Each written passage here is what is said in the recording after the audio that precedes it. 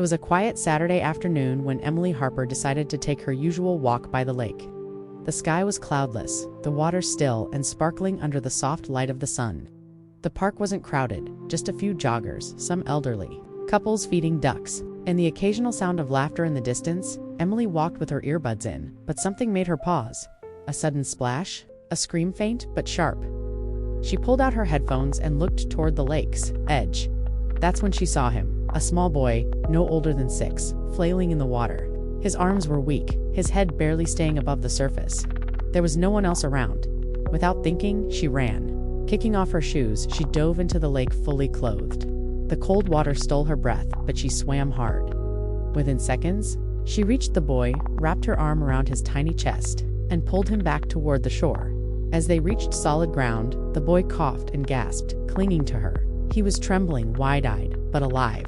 People began running toward them, park security, a lifeguard, a few shocked onlookers, but Emily stayed by the boy's side, brushing his wet hair from his face, whispering, "You're okay now. You're safe."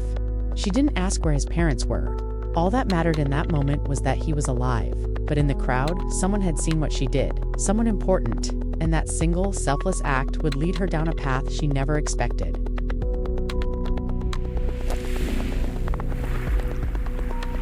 As the paramedics arrived, Emily backed away to give them space. She was drenched, her jeans heavy with water, her breath still catching in her chest. But her eyes never left the boy, who was now wrapped in a thermal blanket. Sipping water with trembling hands, she expected the moment to end there. She thought she'd quietly return home and forget this ever happened. But before she could slip away, a man appeared through the crowd, tall, composed, but clearly shaken. He rushed past the barriers without hesitation and dropped to his knees. Beside the boy, Caleb, the man said, voice cracking, "Oh my God, are you okay?" The boy looked up and smiled weakly. "I'm okay, Daddy, she helped me." The man turned his head, slowly meeting Emily's eyes. His stare lingered not with suspicion, but something deeper. Recognition. Gratitude. Emily gave a tired, nervous smile and said softly, "He's a brave kid. He held on long enough for someone to notice." The man stood and walked toward her. He looked familiar, but in that surreal, almost cinematic way. He extended a hand, formal and firm. "I'm Matthew Cole," he said, "and I don't even know how to thank you." The name hit her like a quiet wave. She didn't say anything. At first, only nodded politely, but inside, her thoughts raced. Matthew Cole. She'd heard that name before. On news articles, interviews, red carpets, he was one of the biggest names in film production.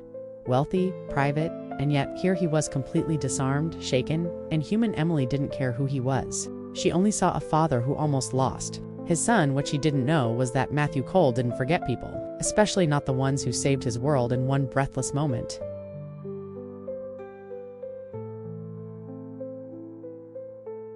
The next morning, Emily woke up still replaying the events of the day before.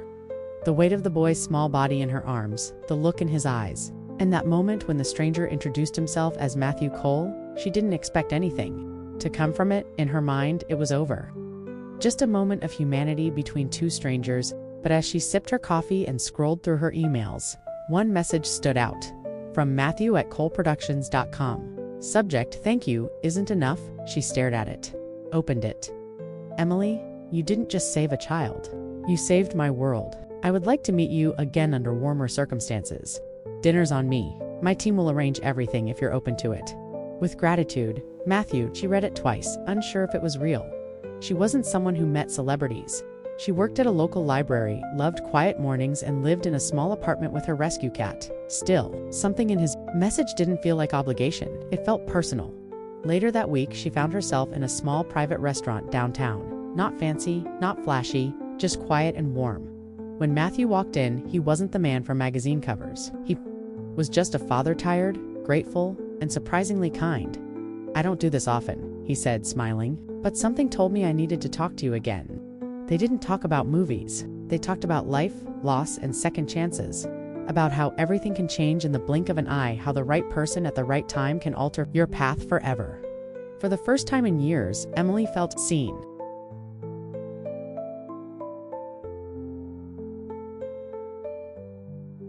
The days that followed were ... unexpected. What started as a single dinner turned into casual texts, then phone calls, and eventually weekly meets. Nothing dramatic, nothing rushed, Just two people reconnecting with life in a way neither had planned. Emily never saw herself as someone who would belong in Matthew Cole's world.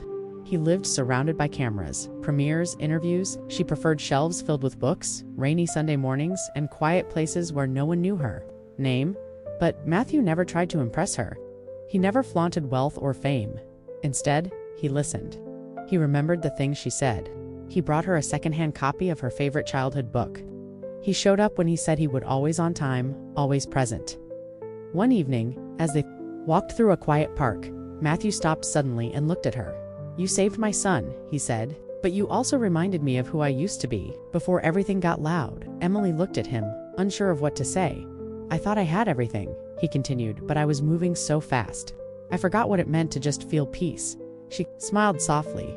"You don't have to run here," she said. "This is just life." He nodded. No cameras, no assistants, just him and her. And the sound of wind through the trees.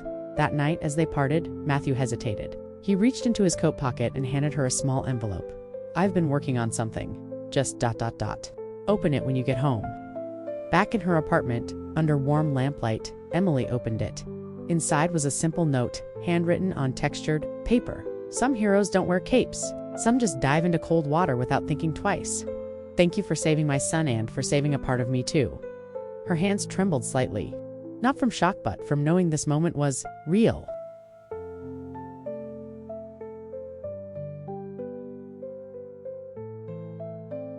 Weeks passed. Life didn't turn into a fairy tale, but something better happened. It became genuine. Emily still worked at the library. She still walked by the lake some afternoons. But now, she wasn't alone.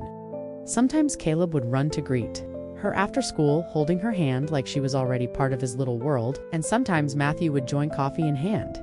A relaxed smile on his face that felt more and more like home. She never told anyone what happened that day as some big story. To most people, she was just the quiet girl from the library. And to her, that was enough. But in quiet corners of Matthew's world, behind studio meetings and private interviews, her name came up often, not for the tabloids, not for the attention, but because she reminded him of what mattered. One afternoon, as they sat on a bench by the same lake where everything began, Caleb curled up beside Emily and whispered, "You're my hero." She blinked back tears. It wasn't about the rescue. It was about being present, being human. Matthew placed his hand gently over hers. "I don't know what the future looks like," he said, "but I know I want to build it with people who don't need a spotlight to shine." Emily smiled. "No spotlight needed," she whispered back. And just like that, the woman who had once jumped into the water without thinking became something more, a symbol of quiet courage, of connection born not from fame or fortune, but from one simple, fearless act of kindness. Because sometimes, saving a life doesn't just change someone else's future, it changes your own.